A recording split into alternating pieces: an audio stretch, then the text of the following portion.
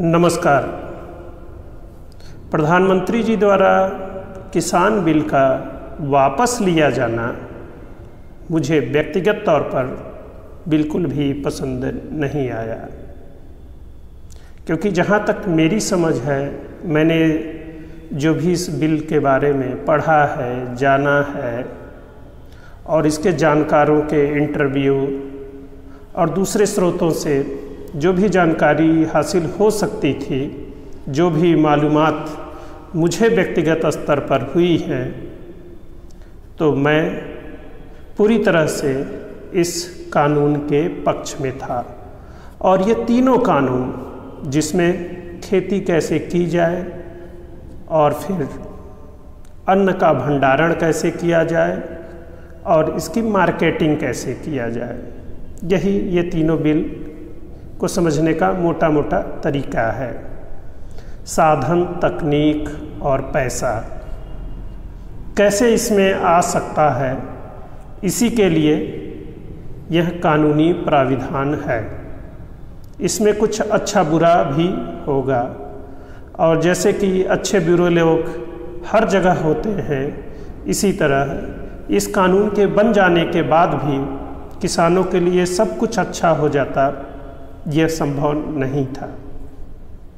या आगे किसी कानून के आ जाने से कोई बहुत अच्छी व्यवस्था चलने लगेगी, अगर हम में से कोई भी आदमी यह मानता है तो वह सिर्फ दिवा स्वप्न देख रहा है। क्योंकि कोई भी कानून और व्यवस्था अपने आप में एक पूर्ण व्यवस्था नहीं होती है, क्योंकि कानून व्यवस्था या जो भी कानून नियम बनाए जाते हैं, उसको धरातल पर लाने की जिम्मेदारी उसके नागरिकों की होती है, जो पुलिस प्रशासन की सेवा में रहते हैं। अगर वो सत्यनिष्ठ और ईमानदार न हुए तो किसी भी अच्छे कानून की धज्जियां उड़ने में वक्त नहीं लगता है। बहुत सारे नियम कानूनों के साथ ऐसा हो चुका है। फिलहाल ये किसान बिल के वापस लिए जाने की घोषणा पर आते हैं। प्रधानमंत्री ने बड़े खिन्न मन से एक तरीके से एक समूह को अपनी बात न मनवा पाने, समझा पाने की नाकामी की जिम्मेदारी भी ली। साथ ही उन्होंने कहा कि देश के हित में इस किसान बिल को वापस लिया जा रहा है। शुरू में ये बात थोड़ा मतलब इस बात पर उतना ध्यान नहीं दिया गया था कि देश के हित में किसान बिल वापस लिया जा रहा है, पर धीरे धीरे सारी कड़ियाँ आपस में जुड़ रही हैं। अभी कुछ दिन पहले हैदराबाद में हमारे राष्ट्रीय सुरक्षा सलाहकार अजीत डोभाल जी ने एनजीओ यानी जो सिविल सोसाइटीज़ हैं, ये देश के अंदर रहकर देश के लिए सबसे बड़ी खतरा के रूप में सामने आ रही हैं, इस बात का जिक्र किया था। और इस पर भी बड़े बड़े आर्टिकल आए, क्योंकि दुनिया के दूसरे देश जब डायरेक्ट लड़ाइयाँ नहीं लड़ पाते हैं, तो इन सिविल सोसाइटीज़ के माध्यम से किसी भी देश में एक तरह का माहौल बनाते हैं, जो उस समाज और देश के विरुद्ध उसी के नागरिकों को खड़ा करने के काम आता है। अभी आप देखिए, तमिलनाडु, महाराष्ट्र, कर्नाटक में जब बड़े न्यूक्लियर पावर प्लांट लगाए जाने की घोषणा हुई थी, उस दौरान काफ़ी सारे एनजीओ पर्यावरण की रक्षा के नाम पर बहुत लंबे धरने प्रदर्शन पर बैठे रहे और लगातार मीडिया में उनके पक्ष में आर्टिकल लिखे जाते रहे।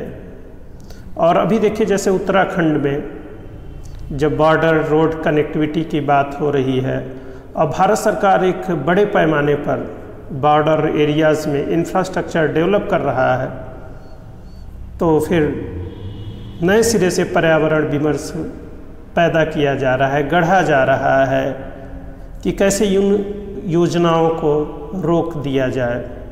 और आप देखिए कि उच्च न्यायालय, उच्चतम न्यायालयों में लगातार इस तरह के रिट जारी किए जाते हैं और तमाम न्यूज़ चैनलों पर, यूट्यूब्स पर बहुत सारे NGO के ऐड आने शुरू हो जाते हैं। तो उसके पीछे मकसद क्या होता है? अब देखिए, जैसे वर्तमान मोदी सरकार को लीजिए, तो एक ख़ास तरह का नैरेटिव जो मोदी के विरोध में गढ़ा जाता है, तो वो कैसे गढ़ा जाता है? तो बताया जाता है कि जैसे मोदी कोई तानाशाह हो। अरे भाई, मोदी बाकायदा चुनाव जीत कर आए हैं और आप मोदी को सत्ता से हटाना चाहते हैं तो आपको भी उसी चुनावी प्रक्रिया से गुजरना होगा और आप उसकी तैयारी करिए। मोदी केवल 1-2 दिन में सत्ता में नहीं आए हैं, मोदी का लगातार संघर्ष रहा है और मोदी की उम्र 70 हो गई है। तो ये 70 साल का संघर्ष है किसी व्यक्ति का, कि वह लगातार काम करता रहा है, लोगों के बीच में रहा है, एक मुख्यमंत्री के रूप में, या बल्कि कहिए कि सफल मुख्यमंत्री के रूप में एक बड़ा कार्यकाल उसने पूरा किया है, तब जाकर प्रधानमंत्री बना है। उसकी नीतियों की आलोचना आप कर सकते हैं, पर एक व्यक्ति के रूप में जो संघर्ष है उसकी सराहना आपको करनी होगी। अब ऐसी बात जैसे ही कही जाती है, आप लोगों को मोदी भक्त घोषित कर देते हैं। पर भाई क्यों? अगर हम लालू प्रसाद यादव, बहन मायावती या इस तरह के जितने भी लोग हैं जो नीचे से ऊपर तक आए हैं, उनके व्यक्तिगत संघर्ष की सराहना करते हैं, तो इसमें भक्ति की बात कहाँ से आती है? उसी तरह मोदी का भी संघर्ष है। अब ये किसान आंदोलन को देखिए या CAA NRC आंदोलन को देखिए, तो इसमें हो क्या रहा था?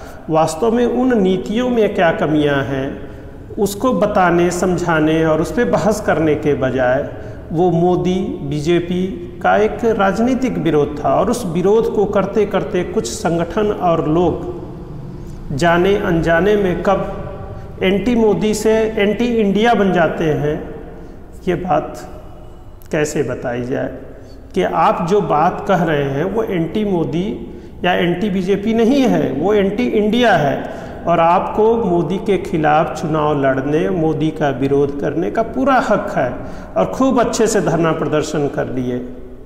और मोदी को सत्ता से हटाने का एक ही तरीका है, मोदी के खिलाफ आपको चुनाव लड़ना है और मोदी को चुनाव में हरा देना है। मोदी ने जितना वोट पाया था उससे सिर्फ 1 वोट ज़्यादा ले आइए आप और मोदी की हार मान ली जाएगी। अभी किसान आंदोलन को देखिए, तो फिर हमारे राष्ट्रीय रक्षा सलाहकार, सुरक्षा सलाहकार जो बात कह रहे हैं, फिर उसके बाद कनाडा और अमेरिका में जिस तरह से रक्षा समझौते हो रहे हैं, CBI की इंक्वायरी और इंटरपोल से जुड़ी जो बातें हो रही हैं कि किस तरीके से इंटेलिजेंस शेयर किया जाएगा। तो देखिए, अब जैसे भारत के अल्पसंख्यकों, अल्पसंख्यक मतलब यहाँ सिर्फ मुसलमानों से लिया जाता है, तो मुसलमानों के अंदर ये बात कैसे धीरे धीरे बैठा दी गई है कि मोदी जो है एंटी मुस्लिम है। कैसे? जबकि मोदी जो बात कर रहे हैं या जो सरकार बात कर रही है वो भारतीयों के लिए बात करती है। जैसे NRC CAA की बात हो रही है, तो वहाँ पर भारतीय, जो भारतीय नागरिक है, उसकी नागरिकता और उसके अधिकारों पर तो कोई बात ही नहीं है। वहाँ पर सीधे सीधे बांग्लादेश, अफगानिस्तान और पाकिस्तान के अल्पसंख्यकों की बात हो रही है। फिर यहाँ के नागरिकों को भला कि उससे क्या परेशानी हो सकती है? लेकिन लगातार उसके लिए आंदोलन हो रहा है, CAA का विरोध हो रहा है। क्यों विरोध हो रहा है भाई? यहाँ के नागरिकों, वहाँ तो पाकिस्तान, बांग्लादेश और अफगानिस्तान के नागरिकों को विरोध करना चाहिए ना, वहाँ प्रदर्शन होना चाहिए कि भारत हमको अधिकार नहीं दे रहा है। किसी भी भारतीय नागरिक को भारत में CAA के खिलाफ प्रदर्शन करने का तो कोई औचित्य ही नहीं बनता। अब NRC की बात लीजिए, हर देश को अपने नागरिकों का रिकॉर्ड रखना होगा, रखना चाहिए भाई। वो जितनी भी अच्छी से हो, अगर उसमें कुछ खामियां हो तो उनको खामियों को दूर करने की सलाह देनी चाहिए। हमारे यहाँ तो कह रहे हैं NRC नहीं होनी चाहिए। अरे भाई क्यों नहीं होनी चाहिए? आप भारत के नागरिक हैं तो क्यों नहीं, हमारा एक रिकॉर्ड होना चाहिए। अब कहेंगे वोटर ID ये वो, इसको ना भाई, इसको नागरिकता का अधिकार नहीं माना जाता। नागरिकता अधिनियम आप पढ़िए, आर्टिकल 5 से 11 पढ़िए, उसमें इन चीज़ों को, जब आप को कोई क्लेम करता है या आप क्लेम करते हैं कि जैसे अगर कहा जाए कि आप भारत के नागरिक नहीं हैं, अगर इस बात पर कोई उंगली उठाता है तब आप ये सारे एविडेंस देते हैं कि देखिए मेरे पास आधार कार्ड है, वोटर कार्ड है, मेरे बाप बाप यहाँ जन्म लिए हैं और मैं यहाँ कब से यहाँ रह रहा हूँ, मेरे पूर्वज यहाँ के हैं, इस आधार पर मैं भारत का नागरिक हूँ। किसी एक डॉक्यूमेंट के आधार पे आप भारत के नागरिक हैं या नहीं है साबित नहीं किया जा सकता है। मतलब नागरिकता की धारणा व्यापक है, आप सिर्फ एक कागज़ के टुकड़े पर यह निर्भर नहीं करती है। इसका मतलब ये होता है जैसे कहेंगे हम कागज़ नहीं दिखाएंगे, ये सब क्या बकवास की बात है। भाई आपने अध्ययन किया है यहाँ पर तो आपके पास पेपर तो होंगे ही, किसी स्कूल में एडमिशन लिया होगा, फिर राशन कार्ड है, वोटर आईडी है, कहेंगे बाढ़ में बह गया जल गया, सब क्या बकवास बात होती। बाढ़ में आपके घर से बह गया ना, जो लेकिन सरकारी लेखा जोखा जो सरकारी विभागों में है वहाँ तो रिकॉर्ड रहता ही रहता है।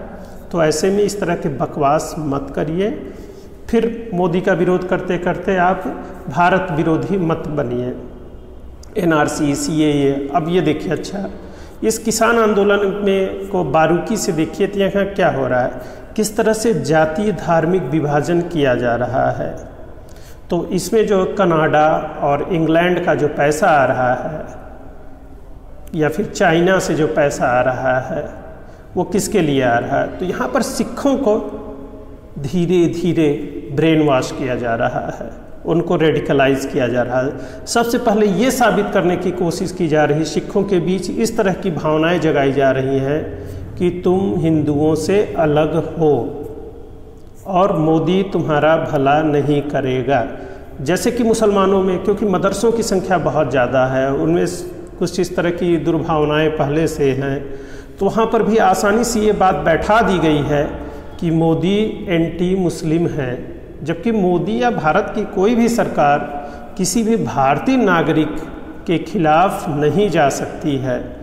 अब हर भारतीय नागरिक को उतने ही अधिकार प्राप्त हैं जो किसी भी धर्म यानी हिंदू कह लीजिए उनको प्राप्त है। आप चाहे सिख हो, चाहे बौद्ध हो, चाहे जैन हो, चाहे मुस्लिम हो, चाहे पारसी हो, आप कोई भी हो, अगर आप भारतीय नागरिक हैं तो आपको उतने ही अधिकार प्राप्त है जितना किसी अन्य धर्म के नागरिक को प्राप्त है। आपका भारतीय नागरिक होना ही सबसे महत्वपूर्ण है। तो इस तरह के बकवास से आपको बचने की ज़रूरत है। तो मोदी ने इस बिल को वापस क्यों लिया, बात इस पे हो रही है।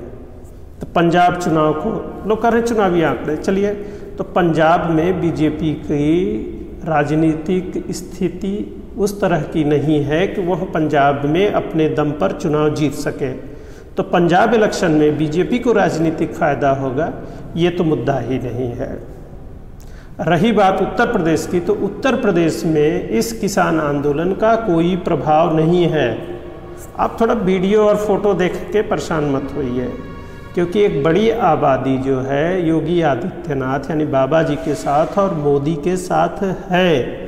कुछ सीटें कम ज़्यादा हो सकती हैं, लेकिन ओवरऑल इस चुनाव में बीजेपी के बाद दूसरे नंबर, तीसरे नंबर, चौथे नंबर के लिए लड़ाई हो रही है। क्योंकि सत्ता में आने की जो प्रबल संभावना है और जिस तरह से मोदी योगी की लोकप्रियता है वो संदेह से परे है। और जातीय समीकरणों में भी बीजेपी वर्तमान में लीड लिए हुए है। MY और C के अलावा सारी जातियों को बीजेपी अपने पक्ष में कर चुकी है। यही MY और C फैक्टर ये बीजेपी के पक्ष में वोट नहीं कर रहे हैं, ये फैक्ट की बात है। अब इस बात से नाराज़ होइए, प्रसन्न होइए, ये आपकी मर्जी है। तो मोदी ने किसान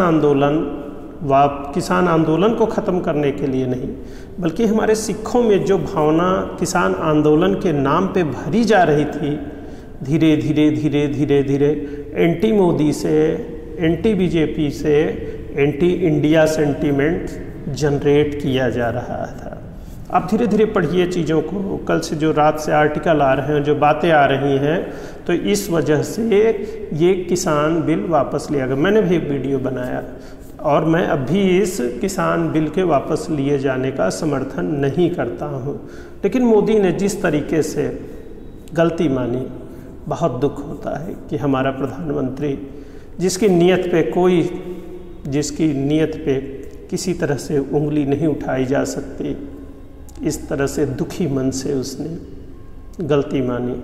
और सच में किसान बिल में कोई कमी नहीं है, पढ़ के देखिए। आप मोदी का विरोध करिए, चुनाव के माध्यम से मोदी को सत्ता से बाहर करिए, लेकिन जो बात कह रहे हैं मोदी विरोध में वो पूरी तरह से गलत है, ये बात भी सच है। और सरकार ने मतलब हमारे अपने सिखों को जोड़े रखने के लिए ये बिल वापस लिया है, क्योंकि हमारे सिखों के अंदर किसी तरीके से ये जो एंटी इंडिया विचार को भरा जा रहा है, धीरे धीरे उनमें कट्टरता लाई जा रही है। और ख़ास बात ये कि हिंदुओं से हम अलग हैं, ये वाली विचार जो भरने की कोशिश हो रही है, इससे लड़ने के लिए मोदी ने अपमान का यह घूंट पिया है। तो मैं तो फिलहाल अब भी आज भी अपने प्रधानमंत्री के साथ हूँ, और क्या कहूँ। जय हिंद, जय भारत।